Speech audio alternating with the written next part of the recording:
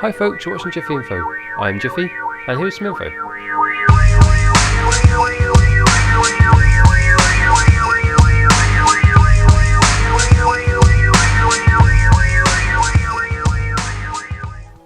So hi folks, thanks for joining me for the new Jiffy Info show. I'm back, and if you haven't clocked the title of this video, or by now I'll be a bit surprised, but if you haven't, then reading it now you may think it's quite a sweeping statement. That's fair. It could be considered a sweeping statement. I don't even know what it is yet, but it's probably going to be something like, I don't know, The Witcher 3, Blood and Wine, DLC is the best ever made. If it is that, then yeah, I completely back that idea. I think it's probably the best DLC ever made. And granted, I have not played that much DLC, but it has to be, doesn't it? The general populace is definitely agreeing with me here, I'm sure. It's definitely the best I've ever played anyway. It's really outstanding what CD Projekt Red have done, and what they've kept up doing throughout this whole process of The Witcher 3 being released. And this is the last DLC from what I'm made aware of.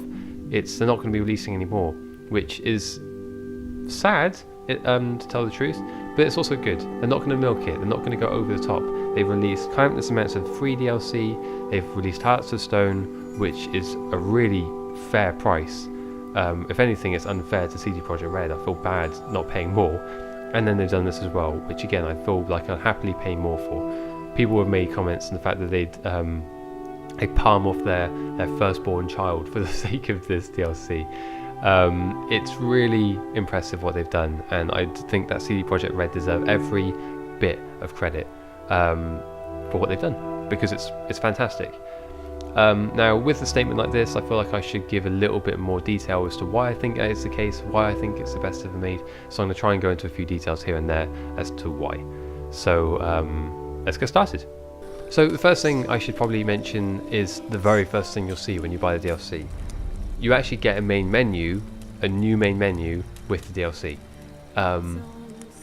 It happened with Hearts of Stone, it's now happened with Blood and Wine, and it's just as refreshing each time. It's a really nice feature, and yeah, I think that every DLC should have something like this. It just shows you immediately when you purchase this that you have spent money worth spending, you know? That's what I find anyway. People might just see this as like, oh, that's pretty cool. But I'm really sold on this concept as why having this main menu that really makes you feel that you spent your money wisely. So yeah, I wanted to throw that in there. I didn't know if people consider this to be a big deal, but I consider it to be a pretty substantial fucking deal. Small detail in the grand scheme of things, significant change, significant impression at least. Moving off onto the actual DLC itself, I love the transition from just core gameplay into the DLC. It's not like a big hoo-ha about the fact that you've purchased DLC and you get shipped off this new area. It's just subtle. You just go and meet for a new quest. You talk to these people. They say let's go to Tucson. Yeah, okay, let's go to Tucson. We'll do this quest then. And it just seems such a subtle transition. That's what I think anyway. So again, praise on that too. And then when you actually get to Tucson, the area is fucking massive. It's huge. Like it's comparable, I think, to Velen, and we all know how big Velen was, and it's similar in size to Velen, but it's new art. It's not a new art direction. It's the same art direction, obviously, but it's a new visual flair to it. It's like a Mediterranean kind of setting, so it almost looks like you're rocking around like a certain part of Italy or something, like Florence or something. It's really nice, and just that change in detail is beautiful. Change in setting is beautiful. So not on top of that as well, the world seems to have adapted nicely with that. So everyone's got the right accents. The culture has changed. It almost feels like a bit of a snotty kind of area. People were a bit like, oh, we're all better, we're holier than thou kind of thing. And it's a really well crafted world, as all the other Witcher areas have been. But again, it's something that you can establish very quickly that they have not half-assed this. Witcher games have never been half-assed, and the devs have not half-assed this in any way. It looks beautiful. Actually, I don't really like the colour palette that much. It's kind of got like a yellowy tinge to it, but I mod the game anyway, or I install mods to the game, so it looks a grittier version, which is what you'll be watching right now somewhere around me. That's just what I do. I like to have a grittier game, but yeah, it looks great, and I know that a lot of people have been saying it's probably it's the preferred visuals to the game. They will probably go back to the core game itself and maybe be a little bit disappointed because it's a little grittier. I don't know, but I love the visual flair of the Witcher DLC, the Toussaint area. In keeping with the world itself, the characters are actually really interesting as well. You've got the Duchess, who, as far as I'm concerned, no spoilers, don't worry, I find she's a bit of a bitch. I don't know why. I'm not sure if we're meant to think she's a bitch, but I don't like her. There's something about her I don't like. I haven't finished the storyline yet, so maybe she'll turn out to be a right tart. I don't know. But I don't like her. And then there's a few other characters as well, which there's an interesting back and forth with Geralt, whether he's friends with them or enemies with them, or a bit of both. The characters are fully fledged out. They're interesting. And they don't even have to introduce, you're not even bringing in the old characters like Triss, there's no Yennefer, there's no Dandelion.